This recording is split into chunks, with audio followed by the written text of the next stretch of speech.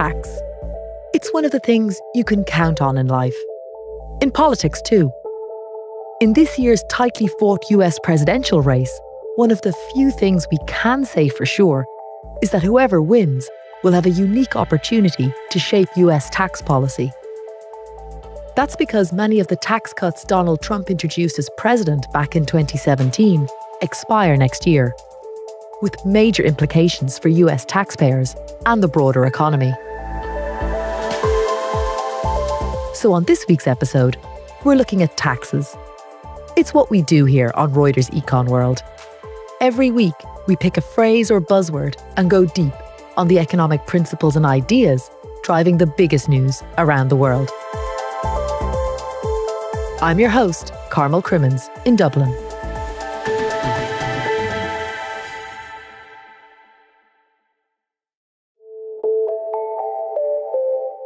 Taxes have been around for thousands of years. The pharaohs collected them on grain harvests in ancient Egypt. And much of America's modern history is centred around taxation.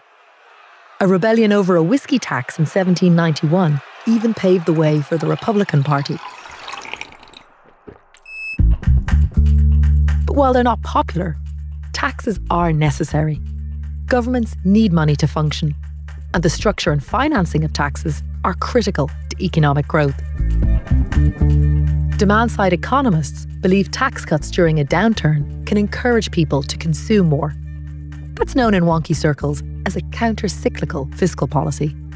And supply-side economists argue cutting taxes encourages people to work, save and invest more, and can have a trickle-down effect for the rest of the economy. It's an idea Donald Trump really ran with as president back in 2017. His Tax Cuts and Jobs Act slashed the rate of corporation tax to 21% from 35% and cut individual income tax rates. Those personal tax cuts expire next year unless Congress acts, meaning most Americans will face higher, more complicated taxes in 2026. But simply extending the tax cuts would reduce tax revenues by trillions of dollars over the next decade. So what are Republican presidential candidate Donald Trump and his Democratic challenger Vice President Kamala Harris proposing to do? And what could their plans mean for the US economy? Here to talk it all through with us is Dan Burns, our US economics editor. Dan Burns, welcome and thank you for joining. Happy to do it, Carmel. Great to be here. Dan, I'm just going to apologise, though, first off, for my voice. I'm going to be honest with you. I had my 25-year reunion of my university over the weekend. Economics, met up, obviously. We talked a lot about supply and demand curves, equilibrium prices. Yeah, I bet you did. You know, Phillips curves, supply side, all that good stuff. I'm sure. I don't doubt it. I do apologise. So I went back to 1999 over the weekend, Dan. Can you maybe take us back to 2017 and the tax changes that then President Trump introduced? There were huge implications for ordinary taxpayers. Sure. This was a very sweeping overhaul to the U.S. tax code on both the individual and the corporate tax side. And it's the corporate tax reductions are the component that are actually permanent. Yep. The individual components all expire in just a little bit over a year, which is going to be a lot of fun for the next president, whoever he or she may be. So what was the economic impact of the Tax Cut and Jobs Act? Did it trickle down and boost growth? Well, there's some evidence that it did add to growth for a couple of years. There's estimates that it may have added, anywhere between 0.3 to 0.7 of a percentage point on GDP in the first 2 years of it being the tax law of the land.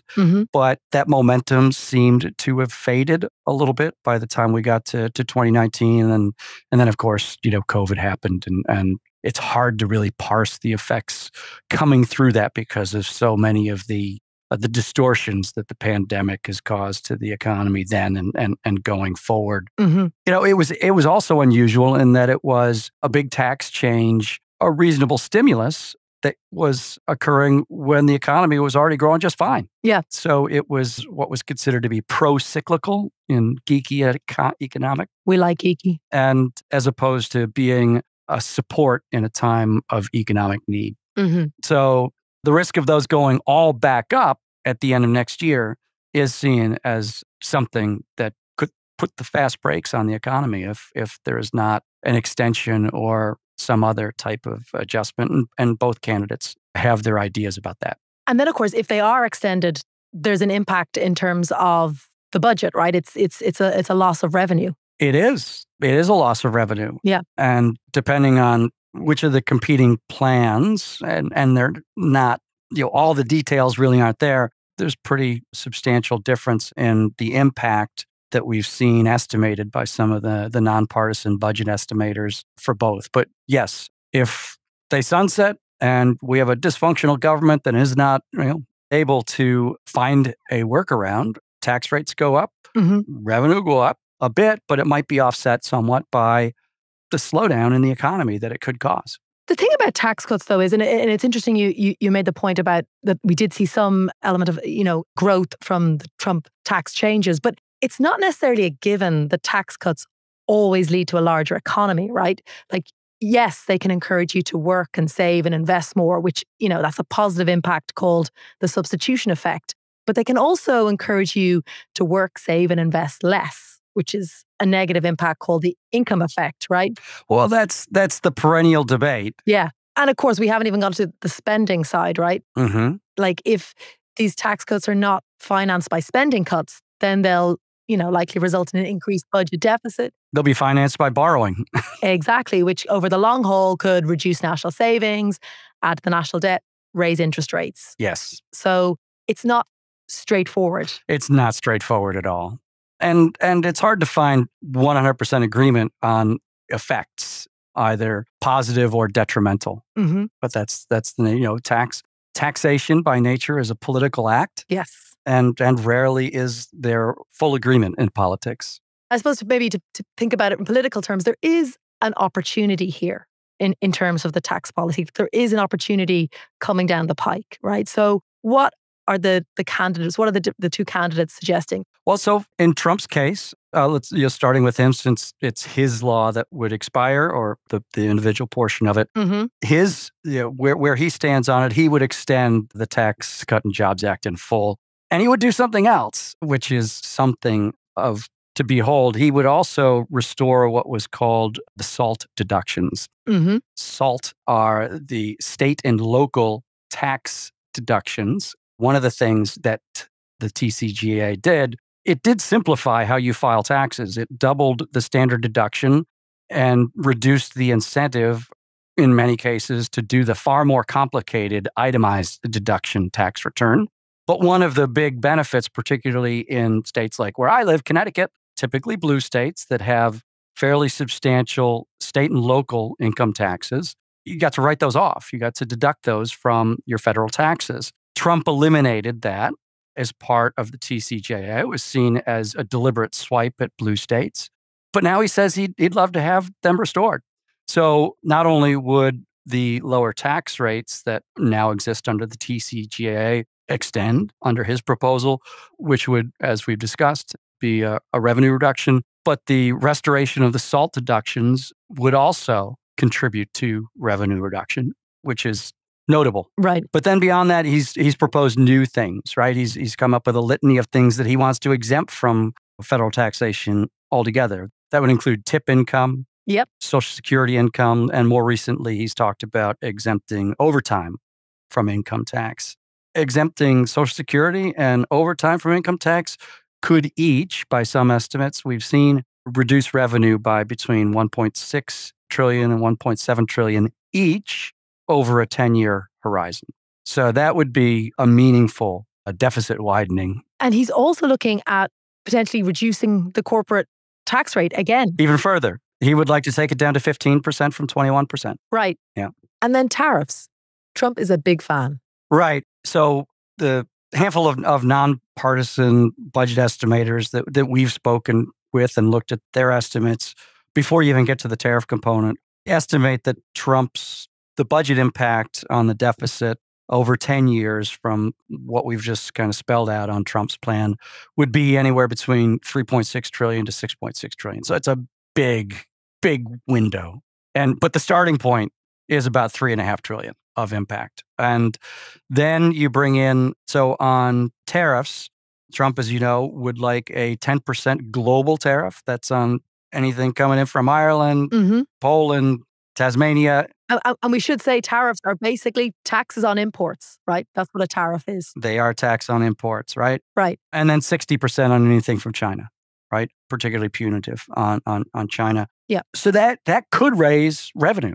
There's estimates that could be, as much as 3.6 trillion in additional revenue over 10 years. But there's a but. As a tax on consumption, effectively, it could slow consumption and slow the economy, and that would diminish revenue by some amount, right? So they're not clean figures on either account because there is an effect on activity that is likely to occur.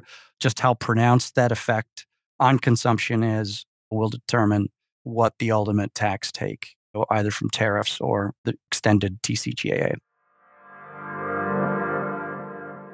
Cutting taxes without significant cuts in spending is going to pile up the debt, right? It would certainly add to the debate over debt sustainability and when the U.S. ultimately crosses a line of no return. Some people estimate that's something that can occur in the next 10 years. Others estimate that it may never happen. But it will certainly add to the argument that even Jay Powell, the head of the Fed, has, as much as he tries to be non-political, has said, the U.S. fiscal path is not sustainable. Yeah. What about Kamala Harris? So Harris, she's got a more, it's a bit of a mix, right? Yeah. So she would keep portions of the TCJA for earners under 400,000, right? Yeah. Then for her list of giveaways is not insubstantial itself. She would expand the child tax credit, which is currently $2,000. She would extend that up to $3,600. And a $6,000 one-time bonus for newborns is another. She also has credits, $25,000 for first-time home buyers, and on the business side, a $50,000 credit as a business startup deduction. And then she's also talking about exempting tips from income tax. And then on the new revenue front, she would like to raise the capital gains rate to 28% from 20%. Yep. There is a little additional kind of investment, net income investment tax that would go from 3.5% or so to 5%. So the two together would mean for certain earners over $1 million, the effective capital gains rate would jump to about 33% from the current 20%. So that would be a pretty meaningful increase. She's also looking at raising the corporate tax rate, right? Yes, and that's been a bit of a back and forth. But she and Biden have both talked about doing that. So the deficit impact from her offering on the tax front so far is ranging from the estimators that we've talked to, from it could reduce the deficit by $400 billion over a decade, or it could add to it by about $1.4 trillion. But in either case, certainly not the size of deficit impact that most economists see coming from the Trump proposals.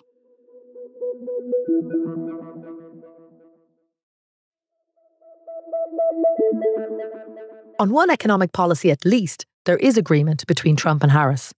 It's over the taxation of tips. They think it should stop. It's the sort of proposal that should go down well in Nevada, a battleground state where 1 in 5 jobs are in the hospitality industry. Ann Saffer went on a reporting trip to the state recently and found the proposals have landed with a bit of a shrug. She spoke to Kirsty Streak, a bartender in Reno. She said she's been paying taxes on her tips for so long, she's used to it. But when all is said and done, if she's not taxed on those tips, she'll have a little more money left over to do the things that she wants to. I'll be fine either way. I mean, that'd be a bonus, but it's not. I'm not going to vote because of one thing. She has a lot of other things on her mind when she's thinking about the election than what her taxes on her tips will be. That said, it would be a plus for her. She readily admits that. But she doesn't then say that would lead her to any kind of a different choice at the ballot box. You also spoke to a guy called Mike Bosma. Tell us about him. Mike Bosma is a CPA. He runs his own accounting firm, and he actually also does a conservative radio show as well. And he has some pretty strong political beliefs. So he's a Trump supporter. What did he think about the idea of exempting tips from federal income tax? Pandering for votes. To him, the idea of exempting any particular kind of income from income tax is ludicrous. And is just trying to get voters when you should be paying attention to bigger picture economic issues. Economically, though, what's the potential impact? Does this make sense from an economic perspective? Economists are split on it. I think that there are ways that economists say that tipped workers could be helped more. For instance, a higher minimum wage. They point out that tipped workers who earn a very low wage to begin with and maybe don't earn that much income may not be paying that much income tax, and therefore not paying taxes on tips might actually not make that big of a difference. We also don't know the impact on the budget, on how much comes into government that is taxes on tips. The range of estimates is quite wide. So, Dan, is there a consensus, if indeed there's ever a consensus in the economic community, over which policies, Trump or Harris's, would be better for the US economy? I don't know that there's a consensus. There's certainly some. In most cases, they're both seen as additive to growth.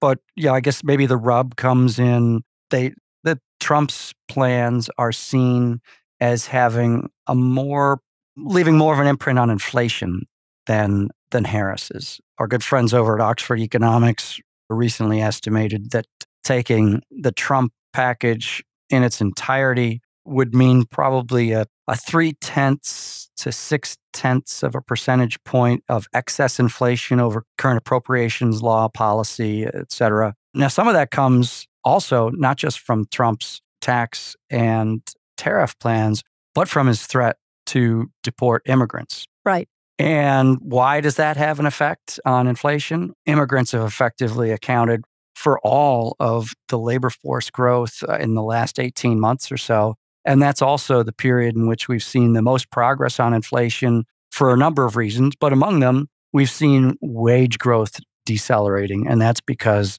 there are more people out there looking for work. But if you suddenly deport millions of recently arrived immigrants who were filling those jobs and competing for those jobs, suddenly you could find that labor force shortage that we were experiencing in the immediate aftermath of COVID could resume. And that would be inflationary.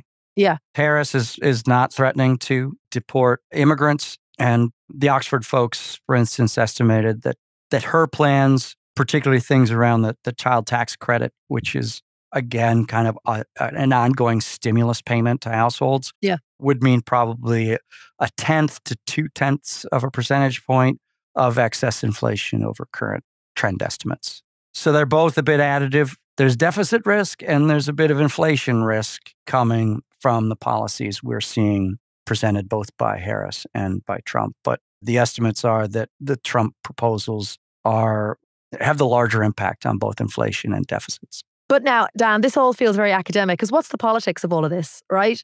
Regardless of who gets into the White House, it's Congress that will see through any tax changes, right? Yes. Yeah, we've been talking about presidential proposals here, about things that are actually all in the wheelhouse of Congress, specifically the House of Representatives. Yes. All U.S. spending appropriations legislation has to begin in the House. And what are the polls suggesting at the moment in terms of Congress? The current polling suggests that the Republicans stand a good chance of recapturing the Senate, but there's a pretty good chance for Democrats to retake the House. So you could say if Trump wins and finds himself with a Democratic House, that could be a very interesting circumstance. What type of negotiation? It would not be likely that Democrats would respond to browbeating and demands, but there's an incentive for Democrats to some degree, not to be seen as causing pain to the middle class themselves. So there could be a path toward a compromise. Yeah. But we'll have to see.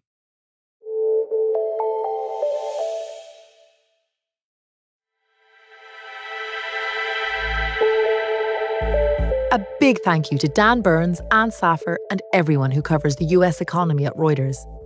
You can check out their great work on Reuters.com and the Reuters app. If you're interested in hearing more about the US debt sustainability debate, check out an earlier podcast we did with the Nobel laureate Paul Krugman. There's a link in the description of today's show. And if you're interested in a fresh perspective on business and economic news, check out The Big View, a new podcast from my colleagues at Reuters Breaking Views. It's dropping next week on October 8th on the Reuters app, Reuters.com, or wherever you get your podcasts. Sound design, music composition and engineering on this episode was by Josh Summer. Our podcast team includes Kim Vanell, Tara Oakes, Gail Issa, Christopher Waljasper, Jonah Green, David Spencer and Sharon Reich Garson. Our executive producer is Leela de Kretzer. Remember, for all your daily news, check out our weekday show, Reuters World News. You can catch it on the Reuters app or wherever you listen to your podcasts.